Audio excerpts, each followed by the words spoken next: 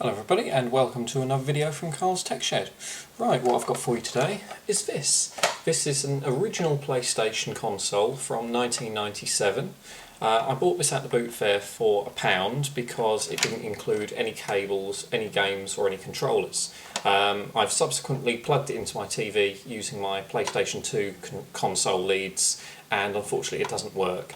It powers on but there's no video output, so unfortunately this is pretty much junk, but I thought it'd be fun to tear it down and see what's inside it.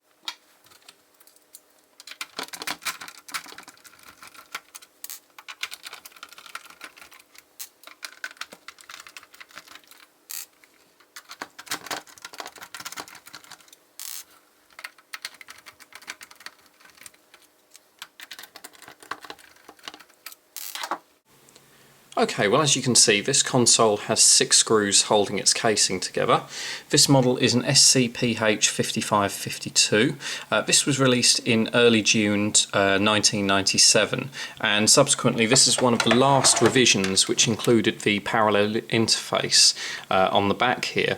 Sony never actually released any official expansion packs or accessories which plugged into this port. However, third-party manufacturers mainly used it for cheat cartridges. There was even talk of a floppy disk drive which allowed you to save your games onto a floppy disk instead of a memory card. But unfortunately Sony decided to remove it in fears that it could be used for circumventing the copy protection on games and such. Next to that we've got a serial interface port. Now this was used for linking consoles together, so if you had more than one console you could link them together and play games on 2 television sets and have one screen for each player. Now I've also got an AV multi-out. This is probably the most important output on this, simply because this is what you use to connect to the TV. You'd have a small adapter which plugged into here, and depending on which model you had, it would either have a composite or a coaxial output to go to your television. Now this has got a 2-pin power input. Because this console is only sold in the UK and it's a PAL console, it isn't like a normal switch mode power supply which would allow you to switch between 110 to 125 volts and then automatically switch over to 220 to 240 volts. This console will only work at 220 to 240 volts AC at 50 Hertz. So no doubt, because this was sold in the UK only, they saved a few pence on components for the power supply in that respect. Now if we turn this round to the front, what we've got here is pretty much the same as you get on every PlayStation revision. Possibly with the exception of these buttons here, because I've seen some earlier models which actually had the word power written across here instead of a symbol, but the reset button, as far as I'm aware, it remained relatively the same. Oh, and the eject button on some consoles actually had the word eject instead of the eject symbol. At the front we've got 2 memory card slots here. These were proprietary memory cards which were marketed as 1 megabyte, but the actual EPROM inside them only holds 128 kilobytes.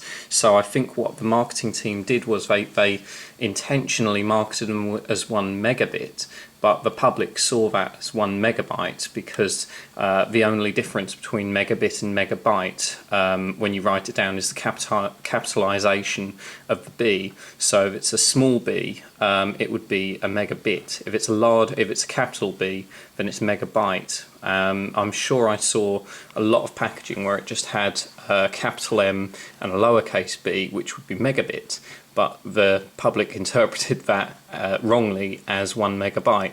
But nonetheless, they held 15 game saves on each megabit of memory. Under here we've got 2 controller ports on the console. So you could, in theory, you could use more than 2 controllers if you used a multi-tap. I'm not entirely sure whether this is a digital or simply an analog input. It's most likely a digital input, so in the multi-tap you just have something similar to a USB hub, although this isn't USB signaling. You just have something similar to a USB hub controller within the multi-tap to allow you to play or use more than two controllers on one console. Well, anyway, let's open this up properly and see what's inside it. Okay, well, as you can see, we've got a power supply board here on the left hand side of the console. You've got the 230 volt AC input at the top, and down here you've just got a small power switch. Now this is just a small low voltage power switch, probably about between 5 and 12 volts, so there isn't actually mains power going through this. This simply switches the power supply on and off. We've got a small series of cables here. We've got 5 cables going through a couple of ferrite cores onto the main board here. Now here we've got the laser assembly. We've got a couple of cables for this. There's nothing else actually connected underneath, and this is a self-contained unit, so there's no physical connection other than these cables to the main board. Now this smaller cable here, this 4-pin cable, is simply for the 2 motors, for the motor to move the laser module left and right, and the second motor is to spin the disc. These are not stepper motors, they're simply driven at 5 volts, so there's no communication or sensing on either of the motors. They're just spun at a specific speed, varied by the voltage sent through the cable.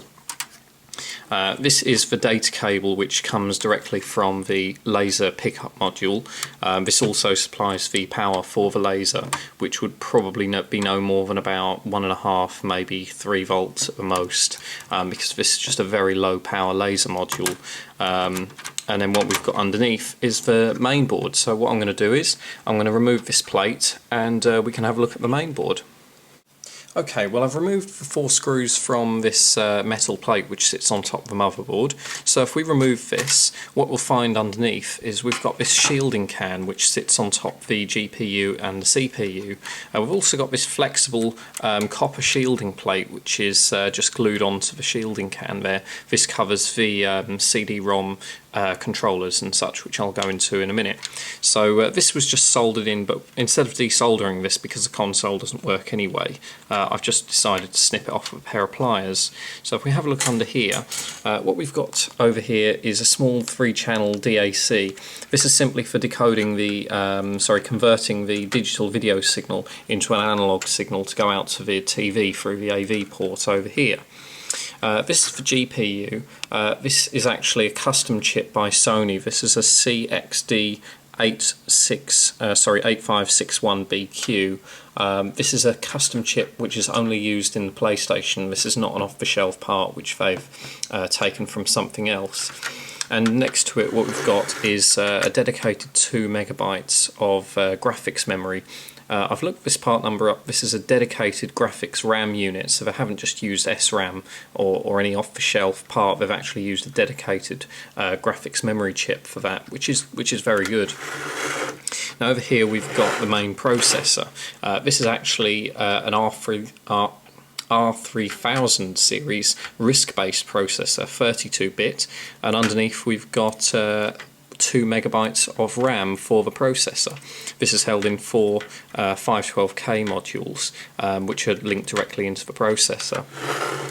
Over here we've got what looks like a custom EPROM, which holds all the startup information and the boot up system. So we've got all the main data in here. I've looked this part number up and I can't find very much information about it other than a couple of photos of it on a Russian website where somebody's tried to mod the console, and they've got a couple of cables coming off here and going onto various other parts of the board. So they don't actually specify what this chip does as such. It doesn't say that it's an EPROM, but judging by the type of package, the location, the pin count, and the traces which are going into the CPU, the chances are that's going to be an EPROM to hold the startup data.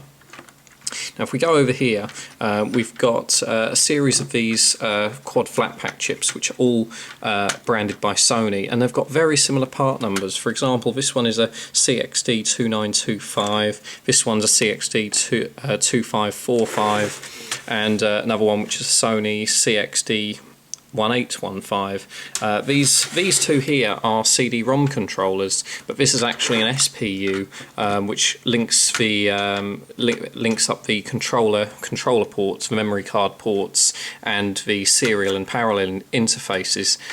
This interfaces everything to go into the processor.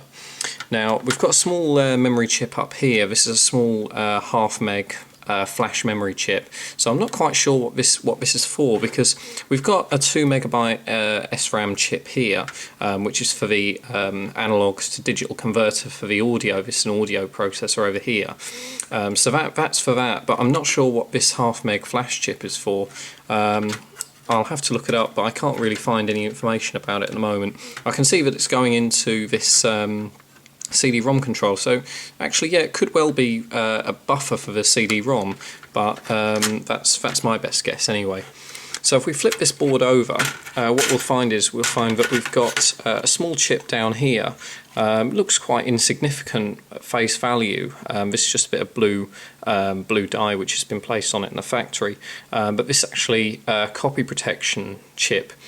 I can't find very much information on it, obviously, because of its nature, but a lot of people are saying that you can, on older websites at least, saying that this is the main chip you need to focus on if you're going to try and chip this console to play pirated games. So that's the use of that part.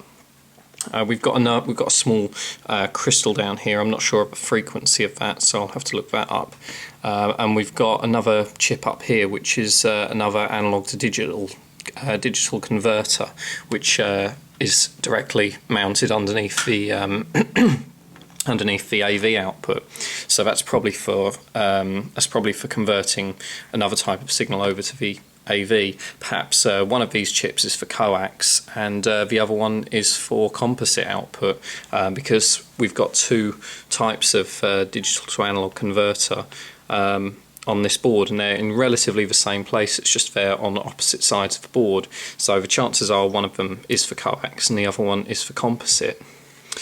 Well, I hope you enjoyed my little teardown of this PlayStation. Unfortunately, as I mentioned before, it doesn't work, so I'll probably have to just pop this in the cupboard or something. I'm not really sure what I'll do with this, but thanks for watching, and I'll probably have a few more videos up soon. I've got some other stuff to tear down. I've got an Xbox console, the original one, not the 360, and a couple of digital receiver boxes, so that should be quite interesting. So thanks for watching.